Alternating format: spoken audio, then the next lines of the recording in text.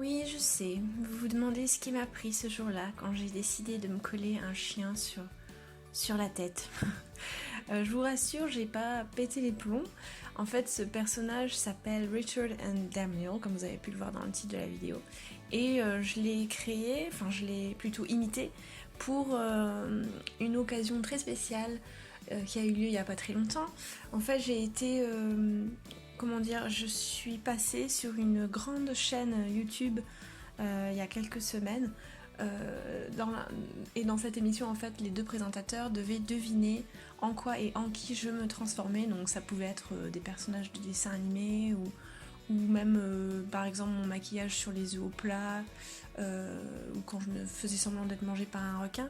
Voilà, bref, il y avait pas mal de maquillage et pour l'occasion j'ai fait aussi ce personnage parce que c'est l'un de leurs personnages phares de la chaîne que les fans adorent. Donc voilà, il y a un des présentateurs qui ressemble à ça. Et le personnage est vraiment très marrant et complètement bizarre, avec des barjots décalés et tout ça. Et donc voilà pourquoi cet accoutrement plutôt bizarre.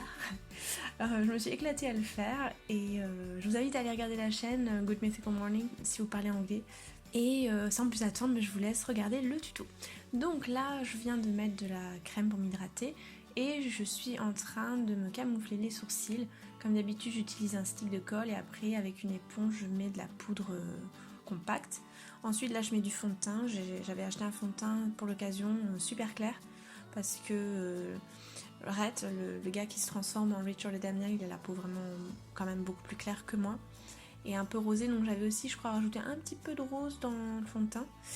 Et là, je suis en train de commencer à sculpter mon visage pour qu'il ressemble plus au mien et plutôt à Daniel.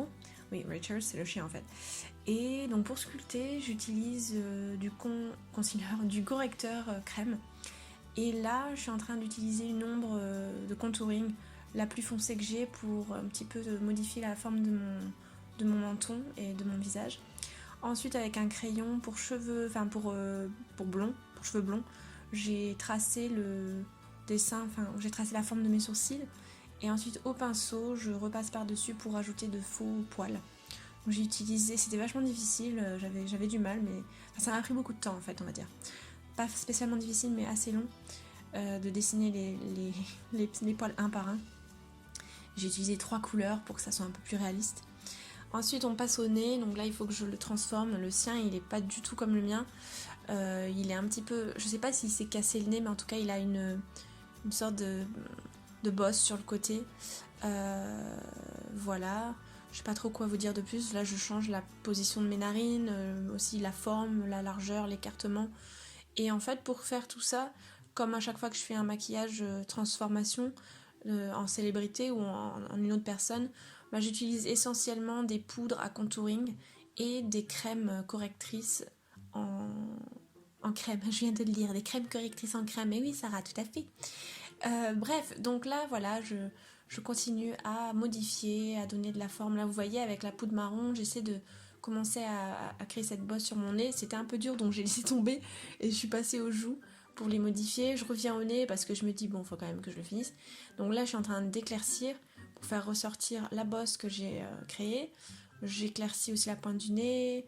Voilà, c'est un travail super long, assez méticuleux. Il faut bien observer la photo de référence et aller tout doucement par petites touches.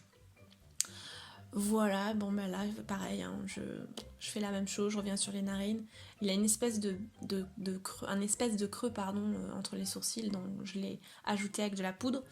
Et là, je vais éclaircir le front au-dessus des sourcils pour essayer de donner la forme des os, quoi, parce qu'on n'a pas du tout la même ossature.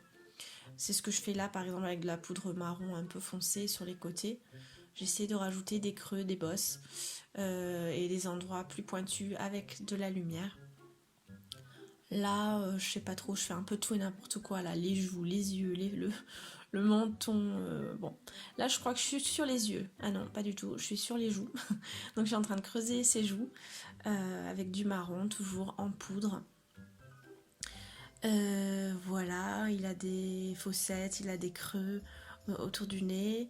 Là, je renforce les narines. Ensuite, on va passer aux yeux, je crois, pour de bon. Donc, il a les yeux qui sont un petit peu plus tombants que moi. Et j'ai remarqué que sur toutes les photos, qu'il a toujours les yeux un petit peu rouges au niveau du bas.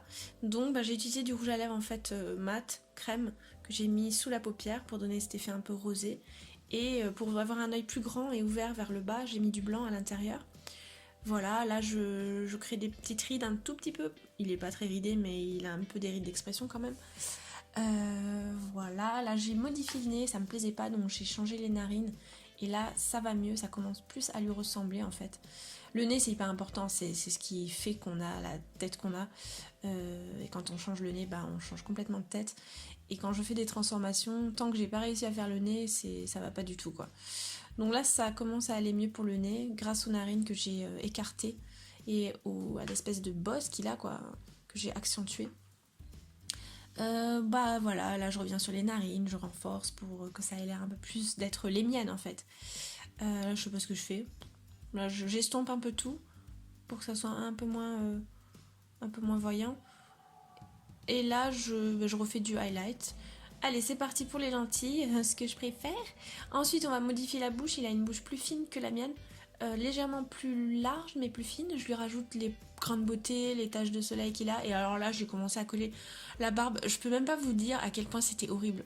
Je m'en souviens encore. Ça me grattait, c'était horrible. C'était vraiment, mais presque insupportable. J'ai failli arrêter tellement ça me grattait. On n'oublie pas le cou parce que sinon voilà, ça n'a pas la même couleur que la tête. J'ai mis une chemise rose comme il a souvent dans les émissions.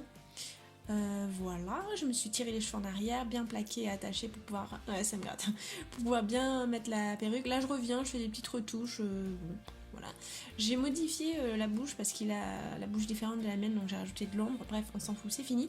Oui, elle est tellement douce cette perruque, elle est magnifique et je l'ai complètement ruinée pour pouvoir mettre le chien dessus. Je suis dégoûtée. Je pense que je vais me la racheter parce qu'elle est trop belle et elle irait super bien pour faire Hermione. Voilà, donc j'ai collé un chien sur ma perruque. Et c'est bizarre. Moi, je vous laisse regarder la fin. Voilà.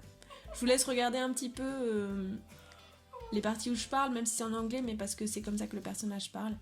Et je vous remercie d'avoir regardé. Et je vous fais plein de gros bisous.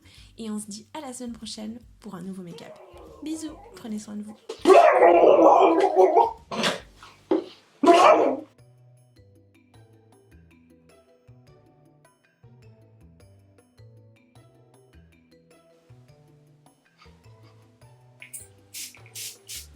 He's hot. I had fun.